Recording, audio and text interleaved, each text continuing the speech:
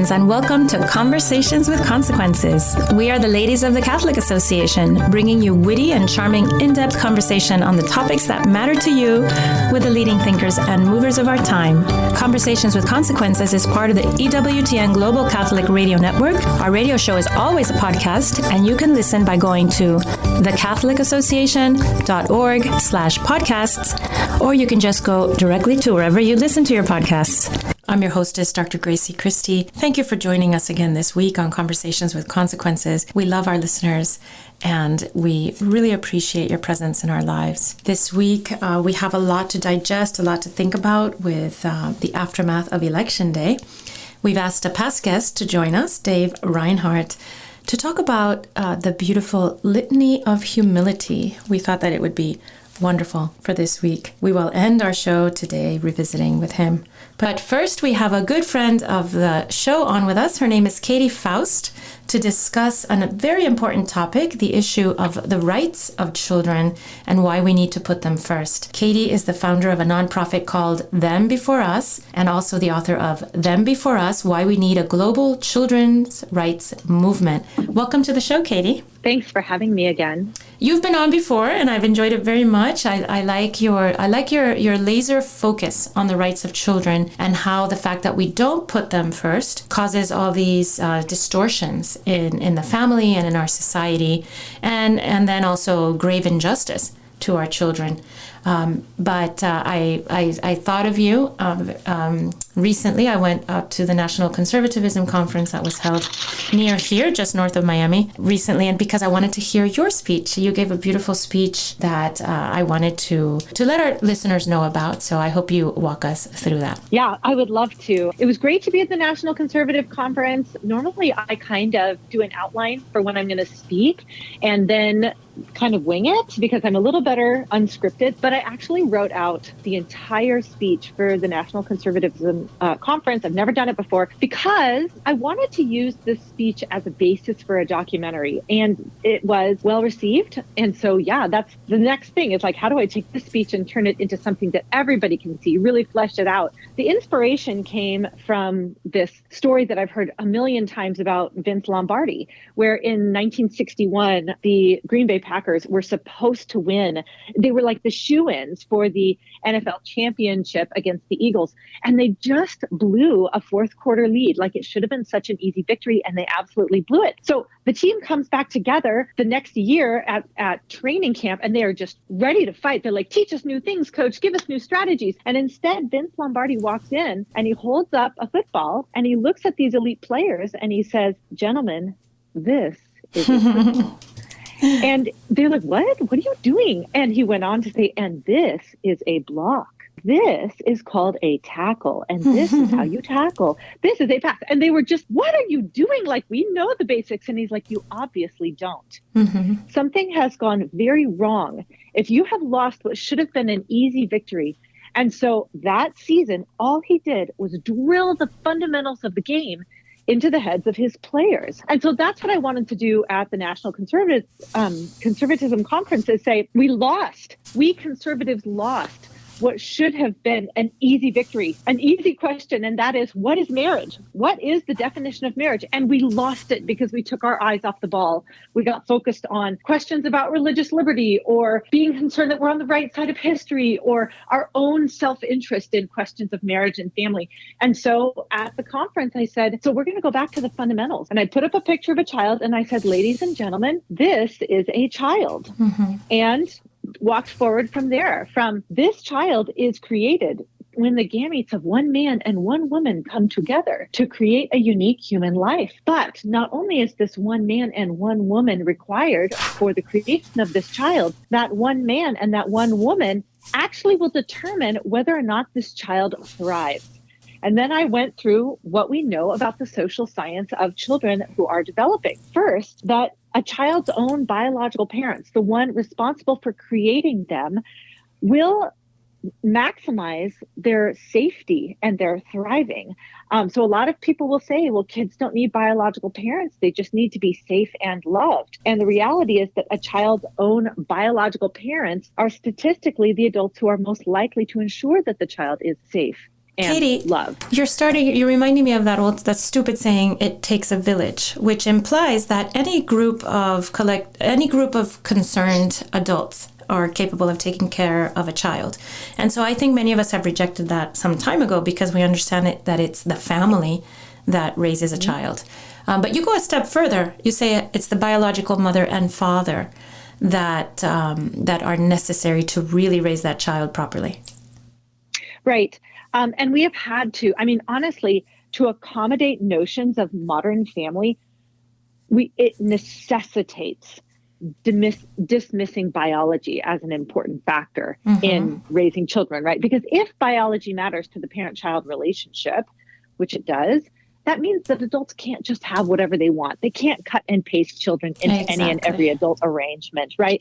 And so we spend a lot of time at Them Before Us talking about the importance of biology, and we will get to objections about adoption, because that is always one of the big concerns that come up, especially when we're speaking to conservative audiences.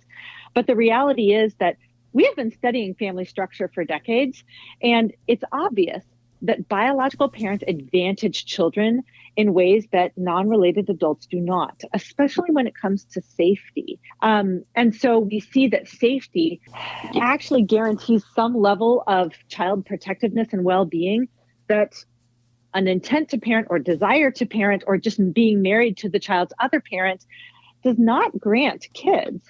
And so, unfortunately, thankfully, not all, and not the majority of unrelated adults, step-parents, mother's boyfriend, father's girlfriend are abusive or neglectful. But we see that instances of abuse and neglect rise dramatically when there's an unrelated adult in the child's home, especially when that unrelated adult is a man. Statistically, that man is the most dangerous person in a child's life. And so we diminish the importance of biology to the detriment of the child much of the time. Well, let me quote you back to you, because I think these are important numbers. Biological children are 15% more likely to have regular medical checkups, 22% more likely to be buckled in the car, have 5% more money spent on their food, and are more likely to attend college. Biological children have more money saved for their education and have more money bequeathed to them when their parents die. Yeah. So these are like little markers, right? We're not saying that it's that important whether you have more money bequeathed to you when you die, but it is a marker of the interest of the parent in the child, right? Like how far the parent will go in that sacrificial love that we have for children. Yeah, that's correct. And what that tells us is that you can look at the money, you can look at the time, you can look at the doctor's appointments, you can look at the rates of buckling in the car, and what you see measurably and objectively is that biological parents are the most invested in their children. They're the most connected to their children. They're the most protective of their children. And while you do have heroic step-parents who can often step in to fill the gap of a negligent biological parent, we do not see any other family structure that maximizes benefits to children the way that the home of their own married biological mother and father do. So there really is not a statistical or scientific case to be made to the contrary. Biological parents advantage children in ways that unrelated adults do not. And I'll briefly hop over to adoption for a minute. The very reason why adoptive parents like you and like me have to go through extensive screening and vetting and background checks before we have a child placed in our home is because of this reality that biology does afford a level of protectiveness and connectedness that the state actually has to screen for if it's going to be absent. And so you and I, as adoptive parents, rightly had to prove ourselves, because social workers are not fools. They understand that it's risky to just hand a child over to an unrelated adult, because biology affords a measure of protection that is a bit of a default.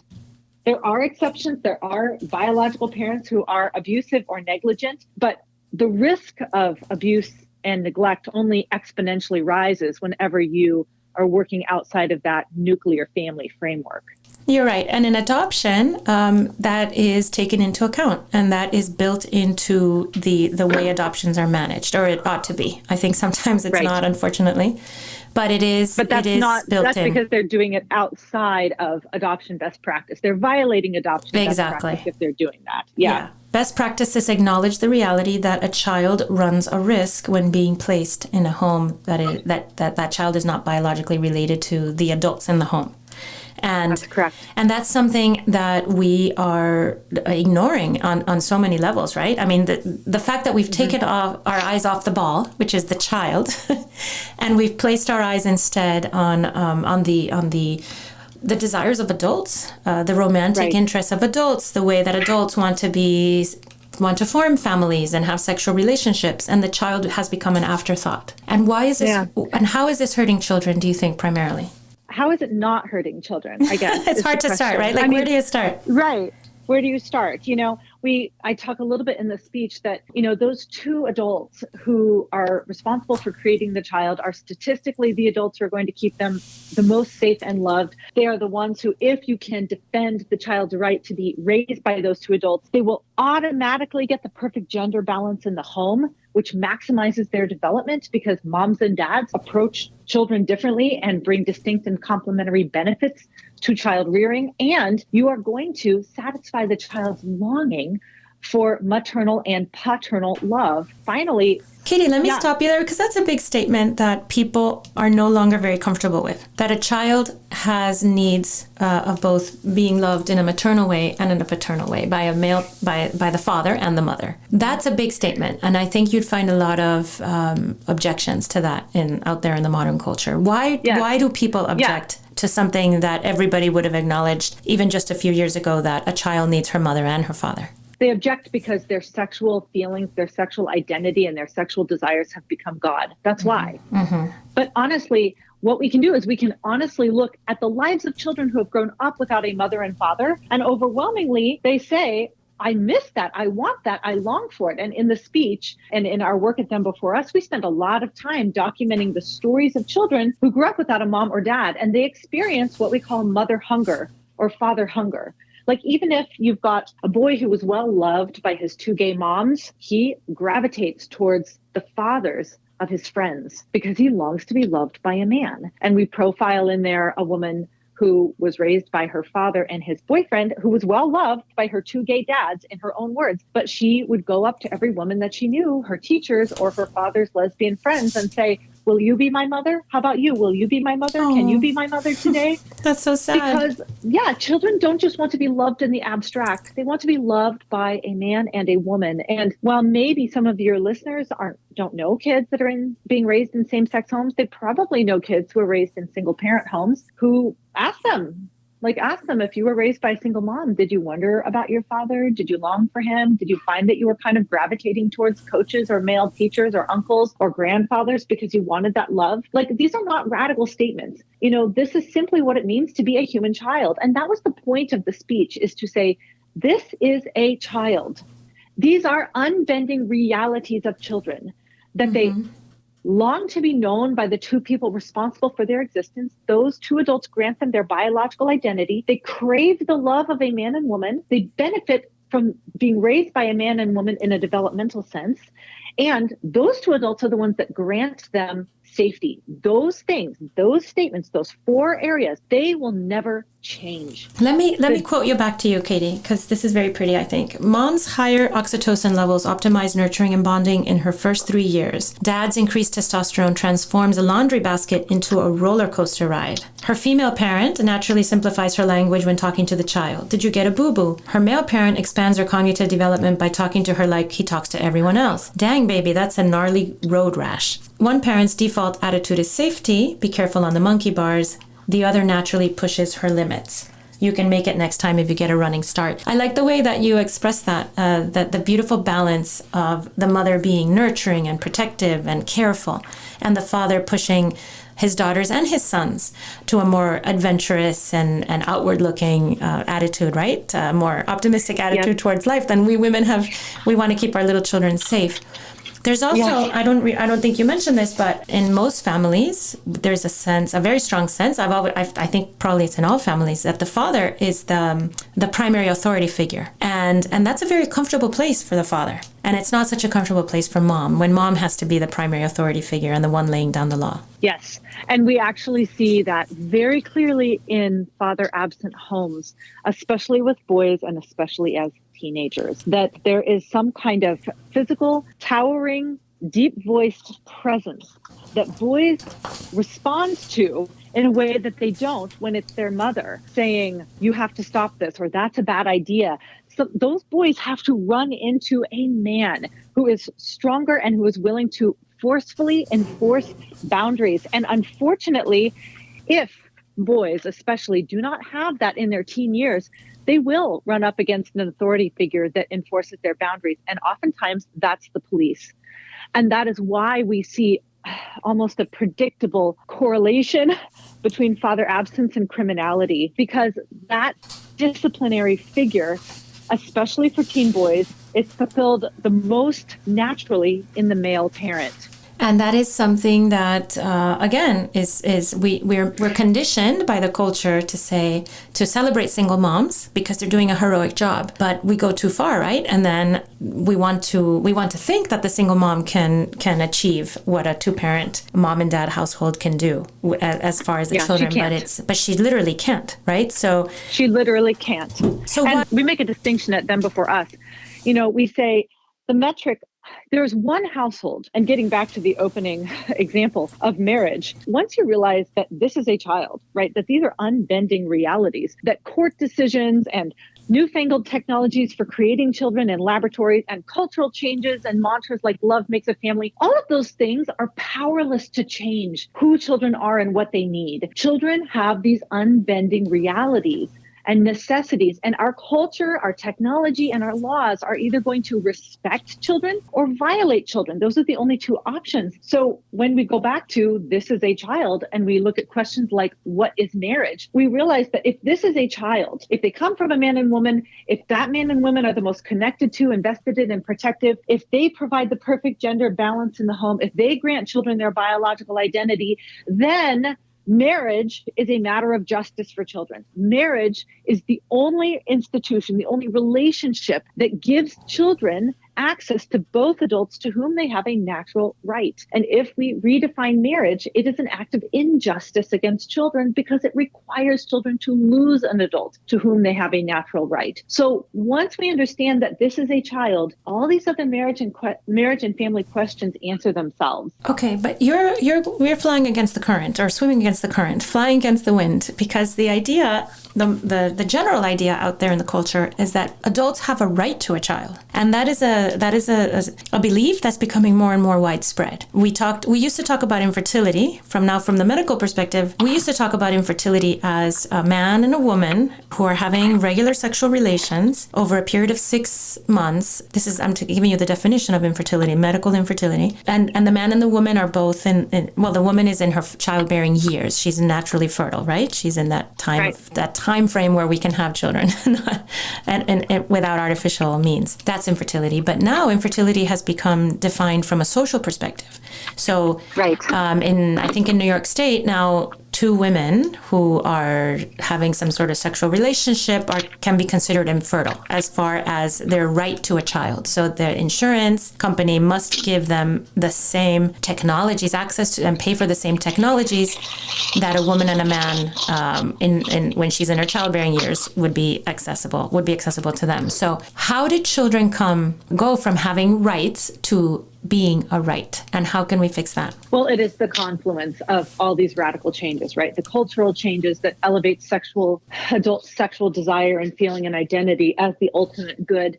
It's the technological changes that allow us to separate sperm, egg, and womb and custom order a child for people in a non-procreative relationship or a single adult. And it is the legal changes, right, where we've redefined marriage. And we are now moving on to redefine a lot of parenting laws and defining parenthood not as a connection through biology or adoption, which are the only 2 proper ways to define parenthood, but now saying that if you have the money and means to put together sperm, egg, and womb, and you intend to parent, then you're a parent.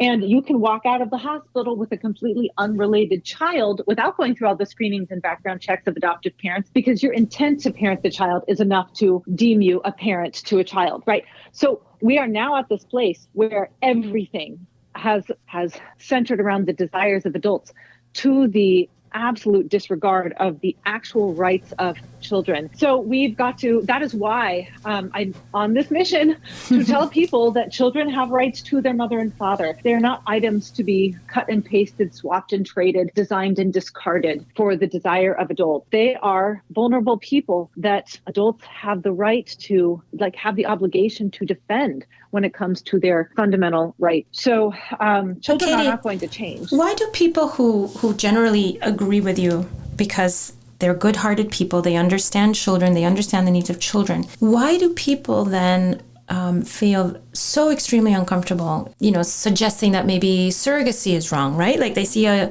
couple, a married couple, a man and a woman, because I know people have trouble with this, even, very, very well-formed Catholic people who understand why surrogacy is wrong, right? And there's lots of reasons surrogacy is wrong. They would never dare to suggest to a married couple that they shouldn't take advantage of that technology. I know it's a kind of compassion, and it's a kind of, we don't want to offend anyone, and we want to feel we want people to have that great joy of a child, right? Something like that. Yes. So first of all, it's because I don't think that people understand how harmed children are through all of these different means and methods of creating a modern family, right? And I often say modern family is just code for child loss, right? If you have a modern family, something where the child is not being raised by their own married biological parents, what you have is a scenario where the child must lose something they have a natural right to be in that household. And unfortunately, for those of us who are bleeding hearts and want our incredible friends who are struggling with infertility to have children, surrogacy is part of that. Surrogacy is part of the modern family machine that has enabled people to insist and commercialize child loss so adults can have what they want, whether it's a heterosexual couple that's struggling with fertility, a same-sex couple that doesn't have an egg or a womb between them, or a single man or a single woman, right? There was a single celebrity woman, I don't remember her name, who created a child through surrogacy and announced it yesterday on Instagram, right? All of these different mix and match are made possible. They call it welcoming a child now, I've seen. Right? That's the new terminology. Yeah. People don't have children, they welcome them. And that to me, that's, I welcomed a child through adoption. So I know there are ways to do that. So I don't want to throw rocks at that necessarily. No. And here's the distinction. Here's the distinction that we make at Them Before Us. Are you doing hard things for children, or are you insisting children do hard things for you? Because in adoption, the adults do hard things for children, right? We go through screening, vetting, background checks, home studies, references, post-placement reports. We are going to do hard things to seek to mend a wound that a child has experienced. Third-party reproduction, it insists the child does hard things for adults, right? It insists that we create a wound for a child so that we can have what we desire. And in surrogacy, you are always inflicting a wound on a child. Even if that child goes home with their biological mother and father, you're insisting that she lose a relationship with the only adults, the only person that baby has a relationship with, their birth mother. And many adoptees call that their primal wound, even if they're adopted by wonderful, loving, heterosexual married mom and dad. Many adoptees would say, I suffered because I lost my mom the day that I was born. And they've got the statistics to back that up. We adopted parents statistically spend more time with our kids than even the average biological parent. We are more educated, more wealthy, and yet adoptees still struggle to thrive in many cases because there is something sacred and critical about that maternal bond. And surrogacy severs it intentionally and often commercially. And so why don't people speak up about it? Well, first of all, because I don't think they understand the harm that it does to children. And second, once we are adults, we also have to guard ourselves against seeing things from the adult's perspective. We have to train ourselves to look at all of these marriage and family issues from the child's perspective. Because if adults don't get what they want, they're sad. But if children don't get what they need, they are harmed for life. We talk in our book, chapter 5 is all about divorce. We talk about how divorce was the original redefinition of marriage, right? No-fault divorce was when we officially said, marriage is not an institution centered around the well-being of children. We said marriage is just a vehicle of adult fulfillment. Mm-hmm. It is there to make you happy. And when the marriage ceases to make you happy, it can cease to be a marriage. And that was the first time we redefined marriage. And then gay marriage advocates said, oh, well, if marriage is just a vehicle of adult fulfillment, another man makes me happy or another woman makes me happy. And so we would not have same-sex marriage without no-fault divorce. Mm-hmm. But yes, no-fault divorce told adults, your sexual desire, your sexual pleasure is way more important than children's rights and well-being. And in fact, the kids will be fine. I mean, that has been the mantra. No-fault divorce, the kids will be fine. Mm-hmm. Same-sex parents, the kids will be fine. Sperm and egg donation, the kids will be fine. And yet the kids are not fine. We can look at children of divorce, children of third-party reproduction, children with same-sex parents, and we see these children struggle disproportionately, academically, physically, emotionally, mentally, that it turns out when they lose a full relationship with their mother and father that they're made to feast on every day, children suffer.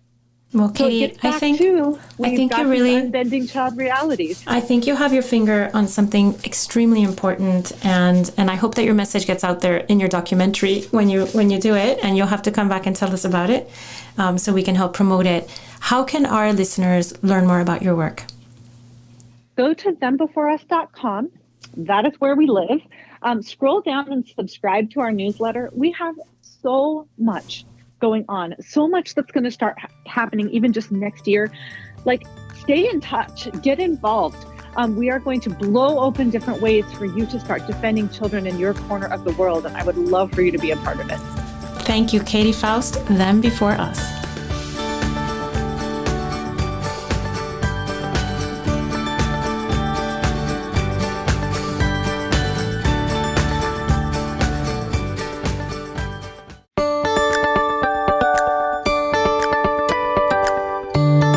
Welcome back to Conversations with Consequences. I'm your hostess, Dr. Grazie Christie, and today I'm so happy to have a friend and colleague joining me. His name is Dave Reinhard. He worked for many years in D.C.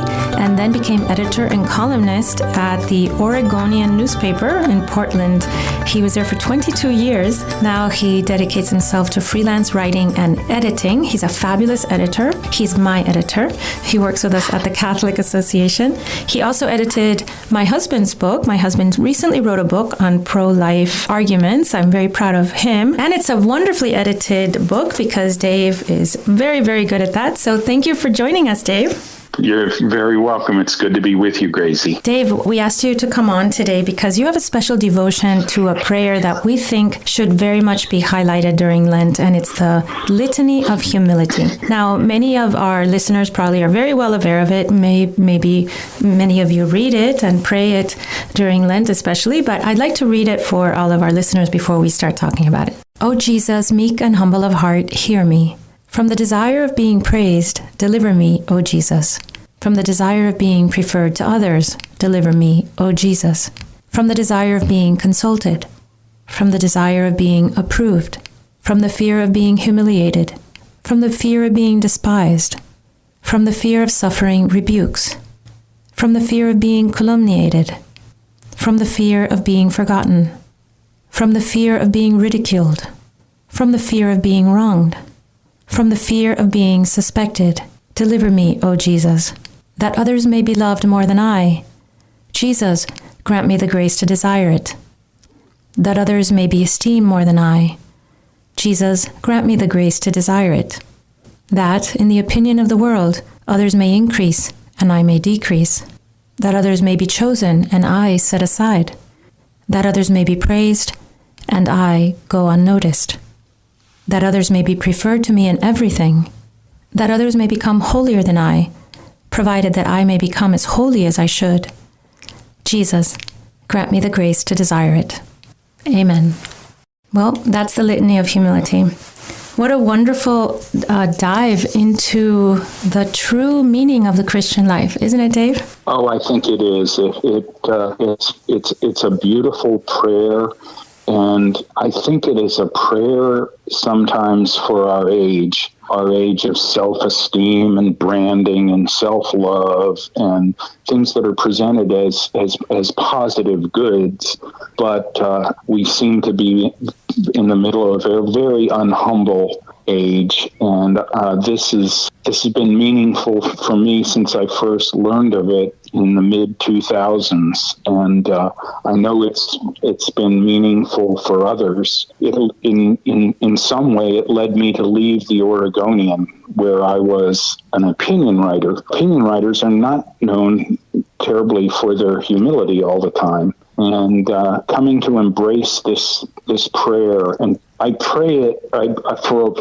For years, I prayed it every day, and moment by moment, day by day, sometimes hour by hour, it has shaped me and confronted me. It's just been a true blessing to me. Dave, reading through it appears to me to refute all the reasons that modern culture, our modern society gives us for happiness, to refute them as real sources of happiness. Because if we're asking Jesus to grant us the desires of our hearts, and the desire of our heart is to lose that desire for praise, for inclusion, for being admired, and also to lose that fear of being, as it says, forgotten or ridiculed or wronged or suspected. What a countercultural message this is, and really a roadmap to true happiness. It really is. Your listeners should know, and I only know this secondhand, but I believe the source, who is a friend of Justice Clarence Thomas's. I understand that the Justice has a copy of the Litany of Humility on his wall in his Supreme Court offices, and has prayed it regularly and found it a great consolation. I imagine if you're someone like Justice Thomas, you have to be very firm in all these virtues, right? To go forward as he does every day against the current. Especially in coming out of the vicious assault on him. That can harden a man's heart. He's gone to the right place with this litany of humility. I love the part that says that others may be chosen and I set aside. I think that might be one of the hardest challenges to grasp as a Christian, the ability to let go of the desire to be first, to be chosen, to be noticed.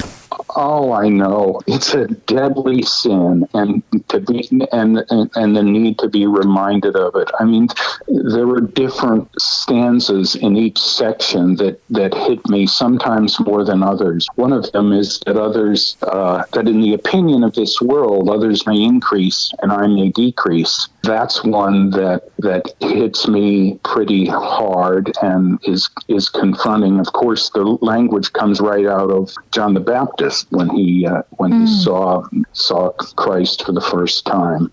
The other one that confronts me is the desire to be consulted. Whether it as a member of my family or as a political consultant, which I was for years, or certainly as a editorial writer and op-ed writer, you want to be consulted. And when you're not, you still may want it, and it still may not be good for you to still want it. And there is true happiness. I'm not going to claim to be the personification of the Litany of Humility by any means, but over time, and your listeners should know this if they don't already know it, degree by degree, it can change your outlook and make you more sensitive to the times when you need to ask Jesus' help in this. What I like about this prayer is that it puts into words the things that we know are true. Like, we know when we meet someone else, when we have someone in our lives who always has to be noticed, always has to be the center of attention, always has to be right, has to be consulted, we know that those people not only make themselves unpleasant and decrease the peace of their homes and their workplaces, but we know they're also unhappy. right? So Right. we know that about other people, but we often don't understand that about ourselves and how we ourselves are doing those same things to a certain degree or other. And that's why these people often bug us so much, because they manifest something that we know is in us and needs to be confronted. And who better to confront it with than with Jesus? Mm-hmm. It's very beautiful.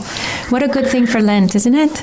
It is. It is. I was intrigued by this because it was attributed, and some claimed written, by Cardinal Raphael Mary Duval, who was Secretary of State in the early part of the 20th century, Secretary of State of the Vatican. And I thought that he was interested in this because he was prey to great ambition, and maybe he wanted a higher office than Secretary of State. And I started to learn more about him, and in fact I learned that it wasn't his prayer. He used a prayer that had been around for some time. And also, he was not a man who was known as ambitious. In fact, he was known as a person who was truly humble. He did not want the office that he was given in 1900. He lobbied against himself. He wrote a letter to the Pope saying, "Don't appoint me to this office." He was just interested in being a pastor and as he said, saving souls. He sounds like exactly the person you want to be in charge, right? Someone who has no personal interest in the game. Exactly. Yes. It's easily found on the internet for people who are interested in it, and I recommend it thoroughly. If you're just joining us, we're chatting about the Litany of Humility with Dave Reinhard, my friend and colleague at the Catholic Association. Dave, another thing that occurred to me as I was reading through the Litany, I've recently entered, well, not so recently, I just turned 52, so it's 2 years ago that I entered into my second half century.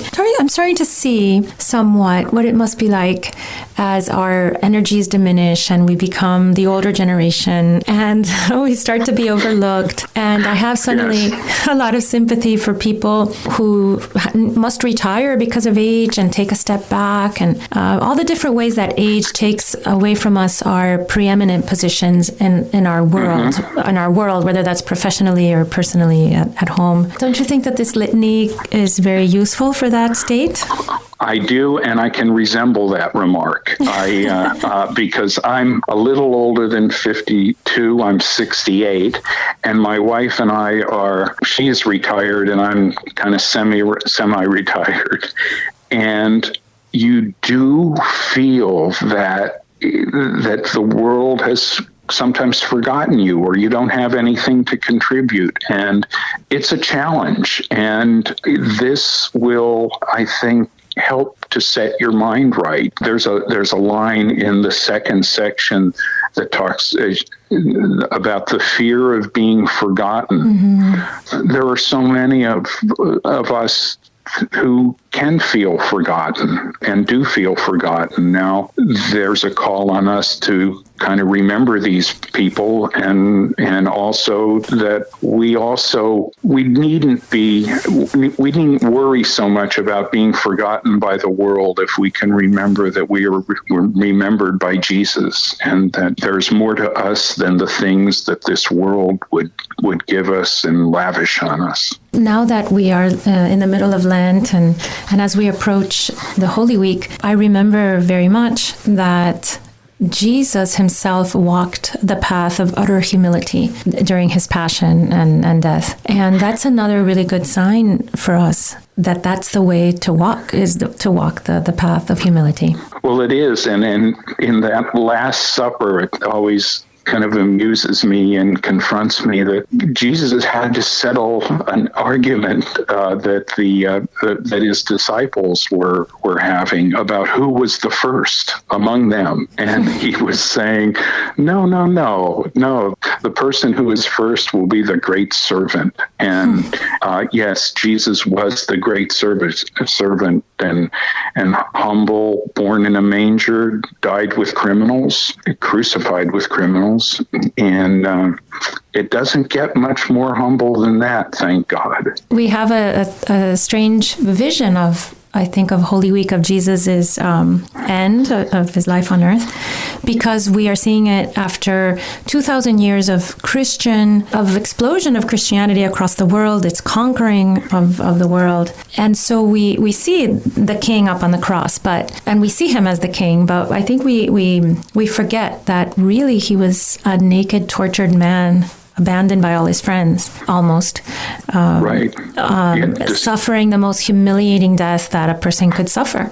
Yes. In pure, in everyone watching, everyone in the world watching and laughing at him. So I think it's important during Lent, and maybe you agree, to stop and remember that about the Passion. Yes. Talk about the fear of being humiliated and the fear of being despised. Yes, absolutely. So he lived it before us. Now, Dave, you are a convert. And I'm sure that was a really spectacular path, as all the paths of conversion are.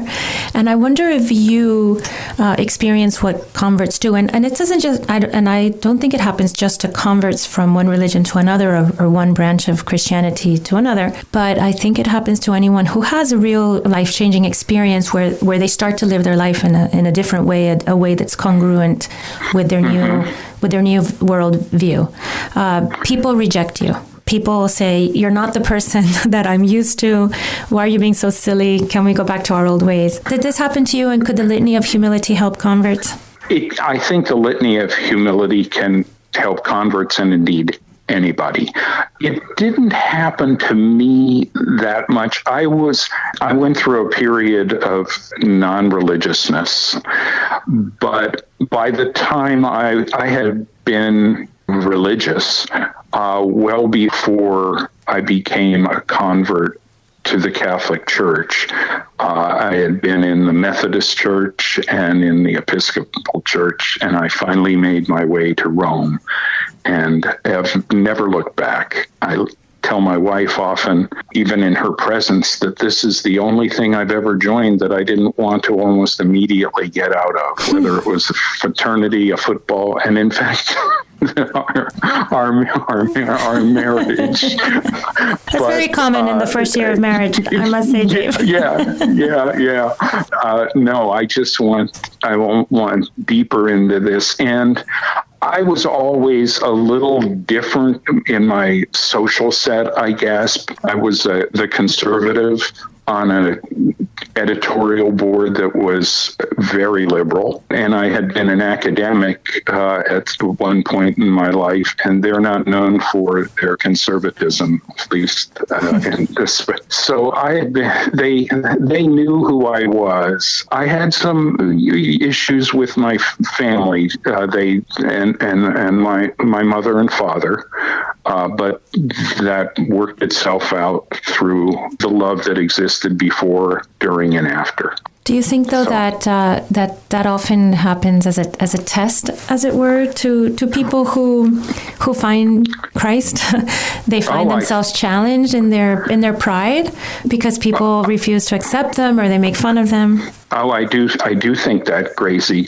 And I think for me, a big challenge, which I won't go into here, occurred while on multiple fronts, while I was in going to instruction, and it was a significant, multifaceted challenge, and I think the devil tests you, and the evil one wants you back. He's probably I can almost imagine him rubbing his hands, waiting for that moment when the convert finally relaxes a little bit. And he says, now I'm going to strike. Yeah, and it's not always going to be roses, and you're not always going to have these, you're going to have periods of dryness, and the newness is going to wear off, and you're going to become a little aware of some of the warts in the institution. Yeah.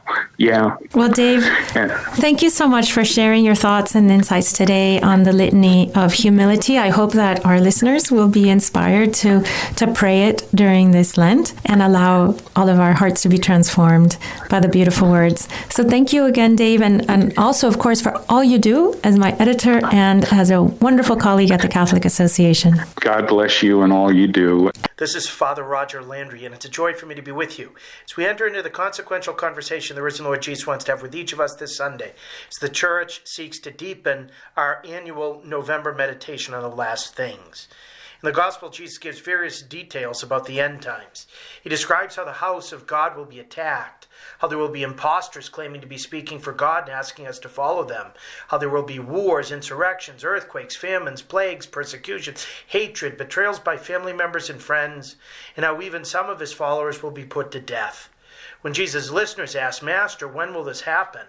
presumably so that they could be prepared, he didn't answer their question directly, not only because the time of the second coming was known only to the Father, but also, and perhaps more importantly, because he wanted them to be prepared for it always. If he had given some date, weeks, decades, or centuries later, the temptation would have been just to go on with life as normal. But Jesus had come to establish a totally new normal, a norm of faith, a norm of vigilant awaiting, a norm of full-time Christian behavior. He wanted the day of the Lord to be a perpetual state, so that each day would be the Lord's day, a day in which we exclaim, "This is the day the Lord has made."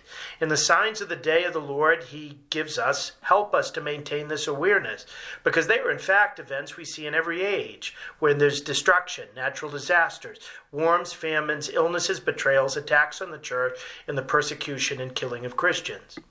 But if we pay close attention to this Sunday's Gospel, there seems at first glance to be a contradiction. How can Jesus affirm at the end of the Gospel simultaneously that some of his followers will be put to death, but that no hair on our head will be destroyed? In short, why would God allow so many terrible things to happen to those who trust in him? How's that protecting them down to every last strand of hair? Let's get specific with events in the news. How would he allow Hurricane Ian or Nicole to rip through Florida and destroy so many homes? Why would he allow what's happening in Ukraine, China, Cuba, Venezuela, Madagascar, and Myanmar? Why would he allow the ballot measures and various candidates in favor of abortion to win on election day? Why would he allow so many attacks against Christians in Nigeria, where early this week 11 more were killed and over 80 kidnapped? Why, in fact, would he allow so many periods of persecution and martyrdom throughout the centuries, or allow half of all the martyrs in history to have shed their blood in the last century? The answer is something we all have to grasp in order to grow in faith. Well, it's not a contradiction. It's a hard truth all the same. God permits these evils in order to help us become better disciples and better apostles, more fervent followers of him and more passionate proclaimers of his salvation. He who permits evil solely because he intends to bring from it a greater good does so to help us become more faithful and bring others to faith. He tells us in the gospel that all of these disasters and sufferings will lead to your giving testimony, and not just any witness. He tells us that he will give us the grace of a wisdom in speaking that all your adversaries will be powerless to resist or refute. The adversities we encounter for our faith shouldn't separate us from the Lord, but move us to abandon ourselves even more to him. When we're brought to our knees by natural disasters or man-made hatred, it provides the opportunity for us to pray far more devoutly, to grow in faith, and to be proven like gold in a crucible. When we're tested more severely in the faith, God comes to our aid to help us pass those tests, provided that we open ourselves to his presence during trial and respond to him. And that type of faith is the greatest means to bring others to faith. We've seen since the early days of the church that the blood of the martyrs is the seed of Christians. So many have converted when they saw the way Christians suffered harassment, persecution, imprisonment, torture, and even martyrdom with peace, serenity, joys, and chants. How we forgive our enemies, how we pray for our persecutors, how we freely lay down our life in love for him who freely laid down his life to save our own. But we also see it on a lesser scale when Christians, having suffered natural disasters like the rest, rush unselfishly to help others before thinking of themselves. How so many, far from the catastrophe, sacrifice in Christ's name as good Samaritans to help people rebuild. Just as Jesus' betrayal, suffering, and martyrdom strengthened his own adhesion to the Father's will, we see this in the Garden of Gethsemane when he prayed, "Not my will, but yours be done." And just as it led to his giving the most powerful testimony of all from the cross of God the Father's merciful love and saving will, so when we suffer, it's to enable us to give a great testimony of faith.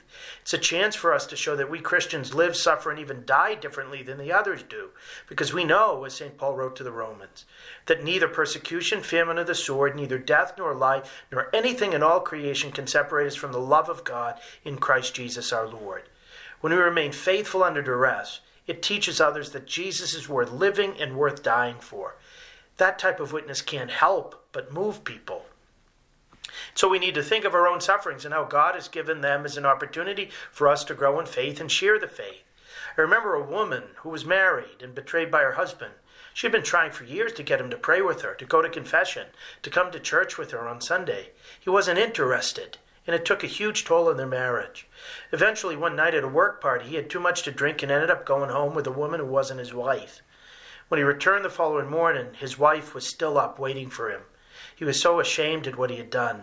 He thought his marriage was over and his family would be destroyed, because he had said so many times that if she were ever unfaithful to him, he would never be able to forgive her. He anticipated she would treat him by the same merciless standard, but in the midst of her tears and his tears, she said to him, "I forgive you." He couldn't believe it. He asked her how she could forgive him something so evil. She replied that on the day they were married, she made a promise to be faithful to God and to him, for better or worse.